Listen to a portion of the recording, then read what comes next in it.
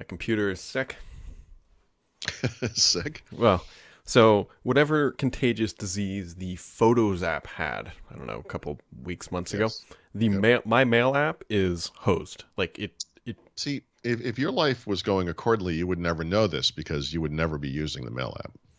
So I will tell you what I did do today, though. Hmm. I re-downloaded Newton Mail. Wow. I mean, You have a strong streak of retribution. We were oh we yeah, were talking about football before the podcast, and you may literally need counseling over your feelings about the Pittsburgh Steelers. But anyway, they did lose. Anyways, yes, I saw that. Yeah. anyway, so what happens is I can't well what happens is I can't use it. So either I open it up and the whole thing is white and just like the Photos app used to do, or it opens up and I can see my email, but as soon as you click it, it either crashes or won't open the email or just sits there and farts around and does nothing and then crashes. Wait, hold on a second. It was Wild Card Weekend, wasn't it? Yeah, That means they're out of the playoffs. right. Oh, I didn't realize it was that big of a deal. That's actually pretty hilarious. I'm sorry. That's I may have gone off on the Steelers before we started recording today. So I didn't watch football yesterday. So this was like the night game, right? Who they lose to? Cleveland? yeah, Cleveland? it was a like 48-37. It started out really well too because Cleveland went up 28-0 in the first quarter, and then How actually, the hell weren't they like 12-4? They only were in the wild card game. What happened this year? so the AFC. What are the Bengals in the AFC North? I'm sorry. I'm literally just coming awake to what happened here. I'm Yeah, Bengals are in the AFC North. So, of all things, the AFC North was like really strong this year. Pittsburgh Steelers were 12 and It would 4. have to have been 12-4 is a lock. Yeah. That's first place. Baltimore Ravens were about 12 and 4, and so were the Browns. Like they're all three in the same division. Oh man, I would have made fun of my brother-in-law if I had known about this earlier. Yeah, I think the Ravens were 12 and 4. But anyways, the Ravens are in. So the Browns and the Ravens. yeah, I just wish and they could. the Steelers were kind of in there too. So and that's one division, and then the Bengals. So it's like the Bengals had to go up against those three teams. Well, the standout of that division. Yeah, Anyway, I'm sorry. there's a good balance, and unfortunately, we're always on the losing end. Something Newton downloaded. Yeah. So anyway, so I ended up with putting Newton back on at least to try it out. Oh, I didn't realize that's the picture I grabbed, but it kind of works for today's show. Whatever. Yeah. So, how was your reintroduction to Newton? Was it like riding a bike? You know, I've never done any significant amount of druggery, but I imagine it's like that hit after a relapse or something. Like you look at it, you're like, oh yeah, this is why. Right. This is it. It feels like the ethos of the people who are running it now is like the original people who initially started it. That's good. So we'll see. You know, I'm not going to tell anybody to go download it yet, re-download it. Let's see. I've been burned twice by it, so what's a third time at this point? That's a George W. Bush quote in there somewhere, but Anyways, if you are curious about a Surface Pro and you want to buy a new one, well, the good news is you probably can't. So you're going to get to save some dollars because Microsoft refreshed the Surface Pro 7 today, but they're not calling it the 8 ball throughout. No, they are not. They are. So I find that to be somewhat telling. Yeah. It suggests, it doesn't prove, but it suggests that even Microsoft realizes they can't just keep using the same design over and over again and calling it something new. I could be wrong because next year they'll release an 8 and it will be exactly the same. But yeah, I mean, everyone hopes that the next one is the new design. Mm-hmm. And this is not that. But what is new? So there are some new things here. So this is the Surface Pro 7 Plus, comes in platinum or matte black. Three things that are new. I think there's actually potentially four. I think the battery might be marginally bigger. But there is the 11th gen processors. The removable hard drive from the Surface Pro X is now available on here, which that was apparently a massive request from enterprise customers. Not all that surprising to put that in there. LTE Advanced is available, quote unquote, day one. So with day one being next week. And what was the other one? I think that's XE graphics on the Yeah. Core i5 and i7. Yep. And this, tell me if this is new. I just don't know. Wi-Fi 6 is available, and I'm not sure if that's a first for Pro. I don't know. It might be on the Pro. That might be new on Pro. But realistically, it's the exact same thing, but just think about the 11th gen chipset that Intel is building, and that's what's in there, and anything that comes with that. Finally, I mean, when was the last time there was LTE in a Pro? Was it Surface Pro 5? With the No, I think they've had it most. I think there is. But it typically ships like 3, 4, 5, 7, 80 months later, something like that. Okay. The one little tidbit to know about this that I kind of caught in the spec sheet was that if you want LTE advanced, it's only available in the Core i5 configurations. Yeah. I believe it starts at $899 if my memory is correct, and that comes with a Core i3, which is a dual core and probably not something you'd want to buy. You want quad core, in my opinion. It should be a baseline for new computers if you want it to last more than 2 years. I can't believe there's even a dual core available in a mainstream core processor, but yeah, I agree with you. Go quad core if you want future proofing. Yep. And business only. So this is not coming to consumers. 7 Plus is that name. Interesting. There's a lot to kind of digest here, but and I don't have explicit numbers to back this up. But my gut tells me that Surface Pro sells really well to corporate and enterprise customers. Like they sell a lot in that channel. Yep. And I suspect that they don't sell nearly as many, like on a percentage basis, to consumers. Yeah, I'm sure that's true. I mean, it seems like if Surface Pro was a huge hit with consumers, the Microsoft Store maybe would have been a bigger deal.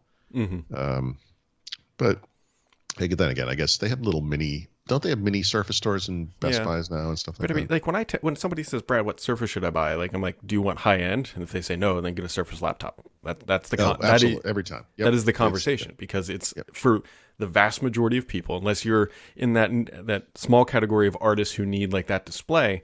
A Surface laptop is a way better machine for you than the Surface Pro for most scenarios. Yeah, absolutely.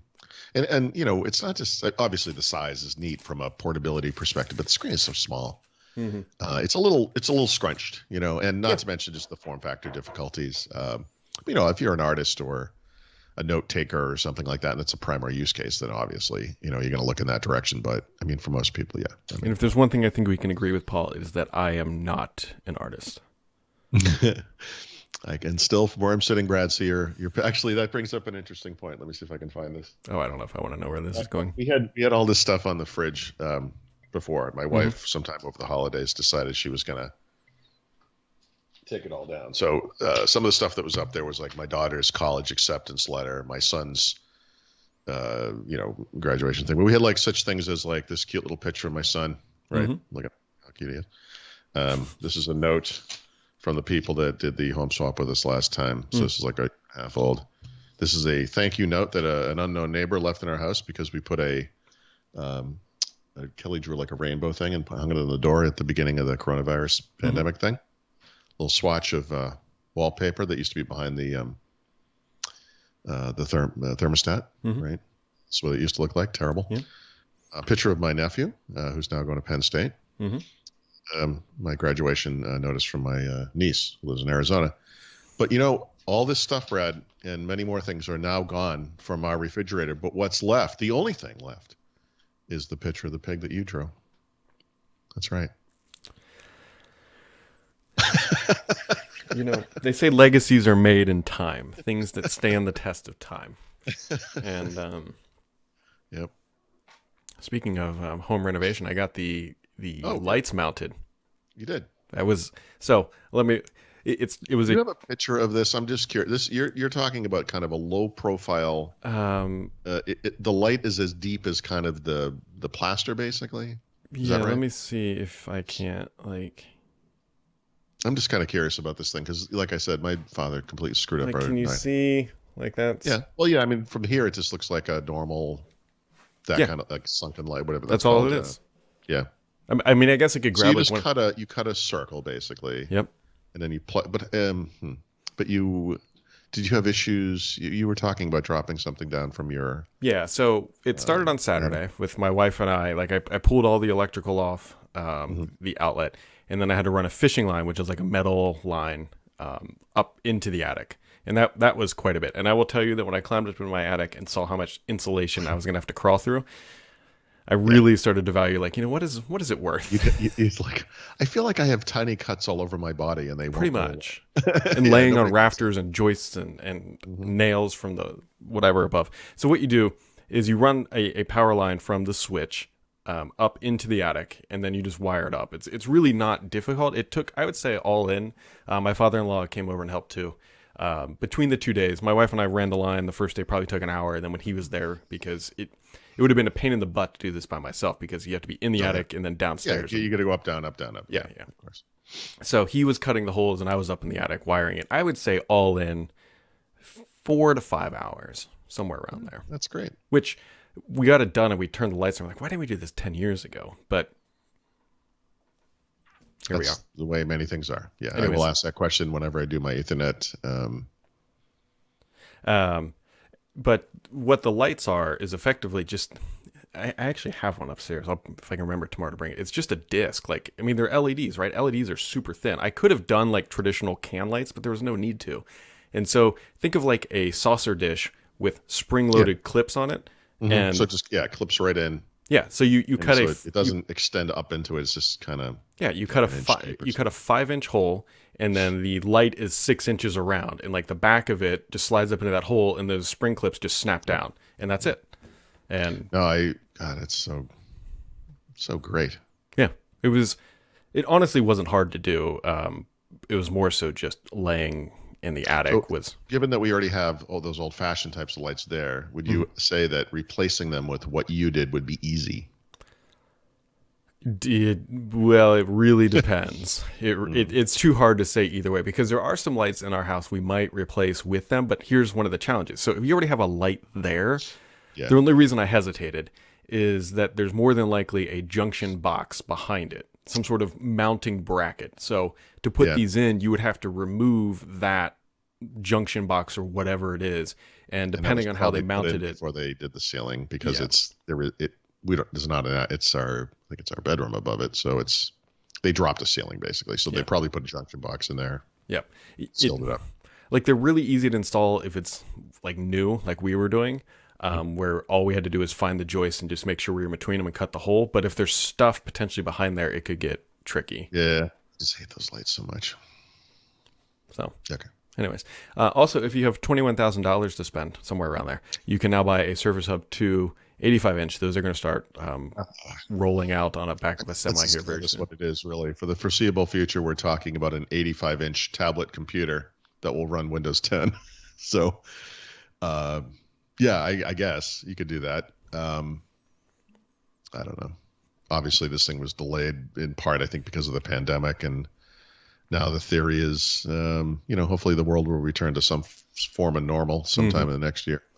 Yeah, you can put these things in the conference rooms you no longer go to. So that's... Yeah, it will look really clean because no one's there. Yeah, that is true. You won't get any fingerprints on it either because nobody will be there to touch it. It'll just sit there like a piece of art on a fridge. Oh, man. Well, what else? Microsoft just also announced, I know everyone's been waiting for this one, a red controller for the Xbox. Really? Yeah, that's exciting. Very red. Yeah, so sometime in the coming months, we're going to get that, what's that lab thing called? The design. Yeah. I mean, that's going to come back, right, and let people make their own custom controllers using the new design. That'll be kind of fun. Yeah. And realistically, I think if you want a colored one, that's probably the better way to do it. Because, right. Everyone has their own little design flair. Mm-hmm. And I think that's, kind of it. Like, it was somewhat... Just have one little update. I mentioned my Pixel phone and my bad experience initially calling that place. I did call him back. This person seemed a lot more competent, so I feel better about that. And I brought it in. I also brought in the NUC just for the heck of it. And they called me, the next day or something. And it was like, the screen's fixed. Replacing the screen fixed it. They're waiting on some adhesive so they can, put it back the way it was. And then the NUC, they're like, yeah, this thing's dead. It's just, so I'm just going to take the RAM and the SSD out.